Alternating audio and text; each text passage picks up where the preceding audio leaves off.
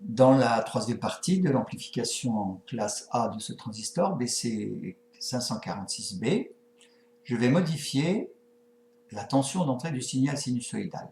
Je vais mettre 3 volts. Voilà. Je mesure la tension d'entrée, vous voyez, qui est... Ah, il faut que je relance, excusez-moi. Voilà, je mesure la tension d'entrée. Vous voyez, il y a un petit souci d'établissement du signal. Et je mesure la tension de sortie, ici. Voilà, et vous voyez que cette fois-ci, le signal de sortie est vraiment très très différent. Il est écrété ici, vous voyez, il est écrété ici, en bas, voilà, il ne ressemble pas du tout à ce qu'on attendait.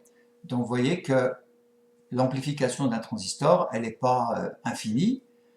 À un moment donné, votre transistor il va saturer, c'est-à-dire il pourra plus, l'intensité ne pourra plus augmenter, dans le collecteur ne pourra plus augmenter, et il va saturer. Vous aurez donc une double saturation, et ici est un autre phénomène qui se produit ici, qu'on verra un petit peu plus tard quand on étudiera la classe B.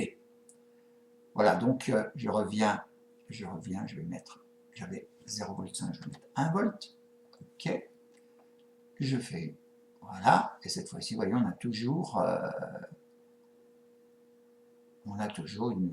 Donc l'amplification d'un transistor n'est pas infinie, à un moment donné, il va saturer. Voilà, pour cette partie numéro 3.